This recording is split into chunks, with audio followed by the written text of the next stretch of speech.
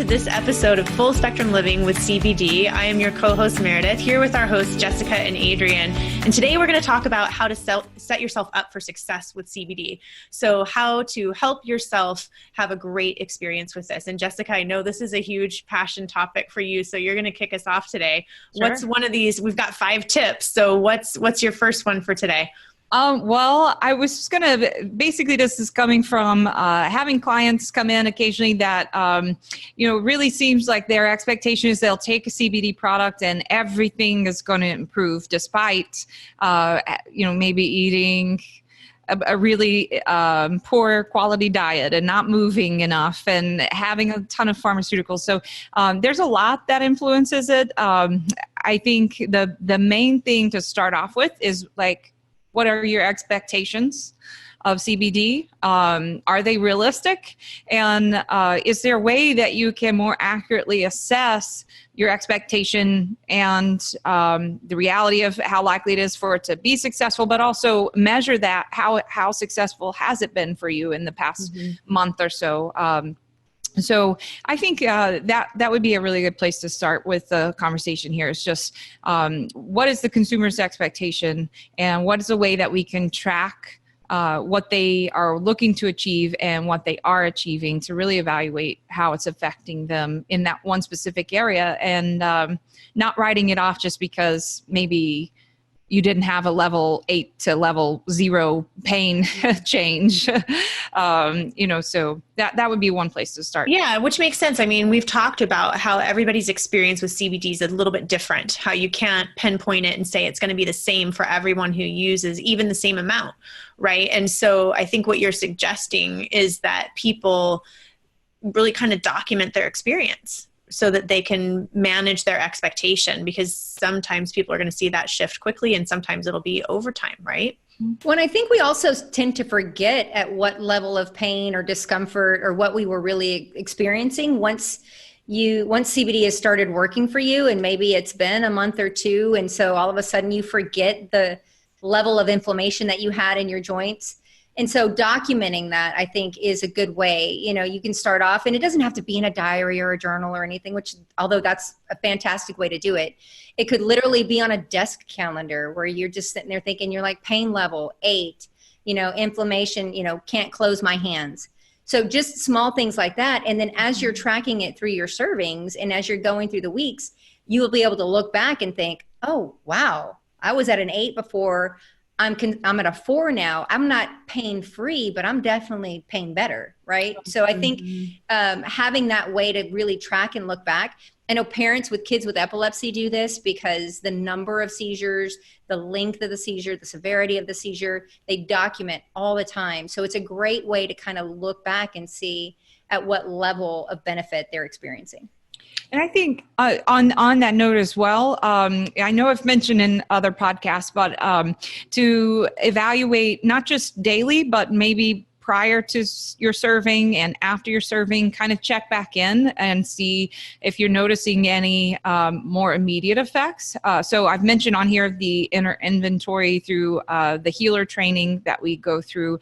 And I think definitely it applies here as well. So that is advocating that when a person takes cannabis, depending on their route of consumption, so assuming you're taking our oil or an oil, the peak effect that you would notice more immediately would be 1 to 2 hours in. And although many people don't immediately notice, an hour later, their pain is gone. Like that does not always happen, does not often happen with CBD. It's more of a long-term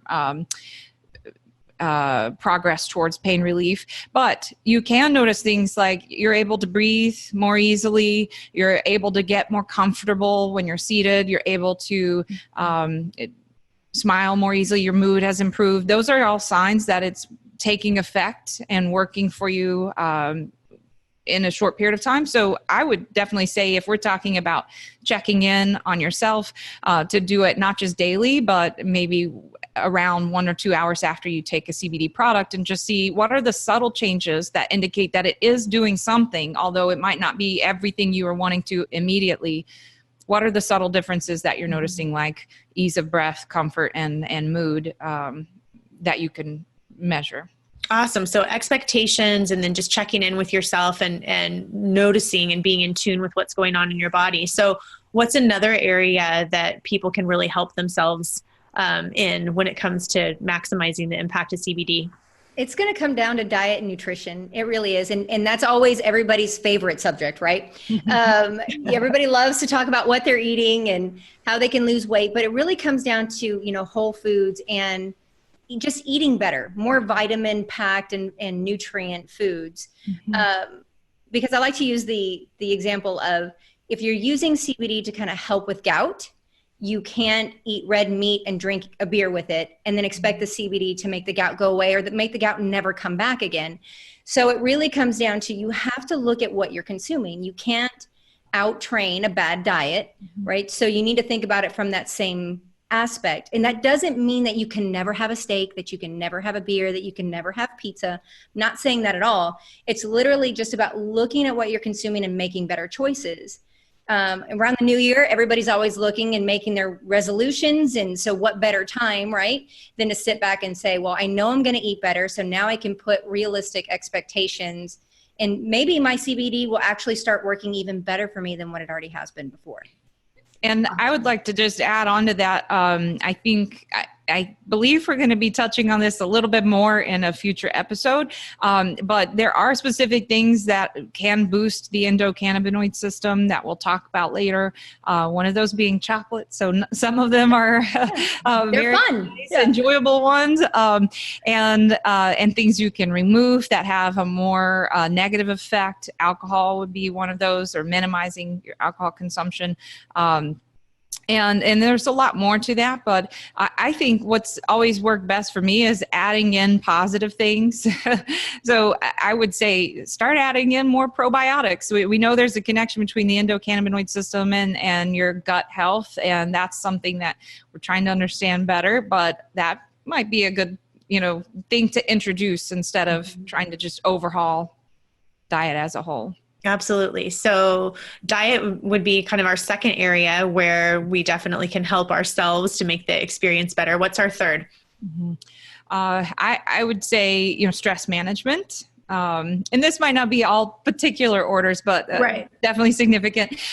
Stress management, I think, plays a huge role in everything. CBD, of course, helps with stress management, but I think taking additional steps to manage your stress more effectively, it certainly helps to promote the endocannabinoid system as well. So it's just another thing you can do to maximize your health there. So of course, everyone's different in how they manage stress, but breathing exercise, meditation, yoga, those are all things that seem to be very closely related to endurance activities, like runners or people who just like to get out in nature and go for a walk. There's so many options, and we're all familiar with that, but just drawing the connection to how important that is to really get your endocannabinoid health up to speed. So I would say at least starting with some intentional deep breathing, just breathe more. That's a great place to start. Absolutely. Absolutely. Now, what about people, we were talking a little bit earlier that our fourth area was in relationship to pharmaceuticals. Yeah. So people that are taking meds, how should they manage that if they're integrating CBD? Yeah, I think they should absolutely have a very honest conversation with their doctor. A lot of people, they just get in the routine. A doctor recommends a pharmaceutical, writes a prescription, they start taking it, they add it to a pill box. And then, so because they're not actually picking up each canister and opening them in each day because they're in this pill box, it becomes less apparent, I guess, or at least less obvious. Yes, I know they're still picking the pills out of the pill box and putting them in there, but you're not seeing the stack of all of these pill bottles that have kind of lined up. And so I think, honestly, having a very honest conversation with your doctor about, why am I taking this pharmaceutical? Is it still needed? Unfortunately, some physicians will practice in polypharmacy, and so they'll layer pharmaceuticals on top of each other that are intended to bring the same result. And so really looking at, do I need this? Could this possibly be replaced by CBD? We've had a lot of people that have reduced the number of pharmaceuticals that they're taking and just add CBD into their daily routine. So I think really, really looking at that pharmaceuticals are so taxing on the body and they cause so many other side effects, thus the need to layer on more pharmaceuticals. So I think that's a great place to start, and really doesn't require much. Doesn't require you to change your diet, doesn't require you to make time for meditation or yoga. It's literally call your doctor, go to make an appointment, and just at least reevaluate that. Yeah, which is probably great. Sorry, Jessica. It's probably great advice across the board, right? Since we've talked about how many pharmaceuticals are out there in the U.S. market, to take a look at all of those. Yeah, I'm definitely not saying stop taking your pharmaceuticals. I am not saying that. I'm going to be very clear here. I am not saying just because you think you don't need them, stop taking them. Please consult your physician, talk to them about it, because a lot of these are very dangerous just to quit cold turkey. Yeah. And I think the why that's important is because we know that CBD and many pharmaceuticals both metabolize through the liver in similar areas. And so it can negate one or either of them, just make them a little less effective. So why this is important in this conversation specifically is because, it can really get in the way of CBD's success as well. And of course, to Adrian's point, can be just taxing in and of itself. But I think that's the main takeaway from that is it's possible for it to make CBD less likely to have those benefits. And on that note, we always suggest a window between any CBD or cannabis product and any pharmaceutical as a general precaution. And our suggestion is 1 to 2 hours apart from each other. And that's just to help minimize the potential for them to interact. But the potential is always going to be there. It's certainly possible whether you do that or take them at the same time. I just wanted to note that because I don't think that's noted very often by most CBD places. Sure. That was a great tip. So we've got one more to share with you, which was in relationship to lifestyle, I think is the other area that you really feel like people can help themselves be successful when they start working with CBD. Yeah, I mean, it's a broad category, but I think it would definitely include alcohol consumption and minimizing that because it can really get in the way of CBD success. Nicotine, I think, we'll be visiting these topics and going into them in more detail in a future episode. But nicotine I have seen, and I need the study on this, that it really has a very counterproductive effect on CBD's benefits in the system. So that would be a big one to consider in this. Sugar.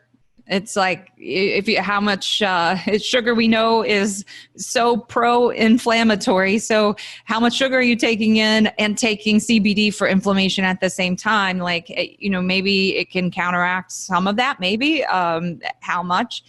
Totally depends on a million factors that, we don't know for sure. But, if you're taking something for anti-inflammatory purposes, also look at other things in your diet that are pro-inflammation, and sugar is a main one, especially around this time of year.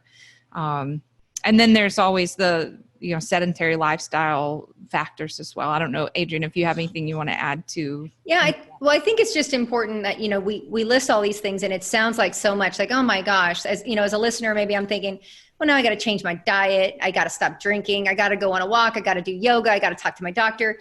I mean, honestly, if we're just being realistic, nobody does anything in real extremes and is successful with it, right? So like Jessica had mentioned earlier, start by taking a few deep breaths, right?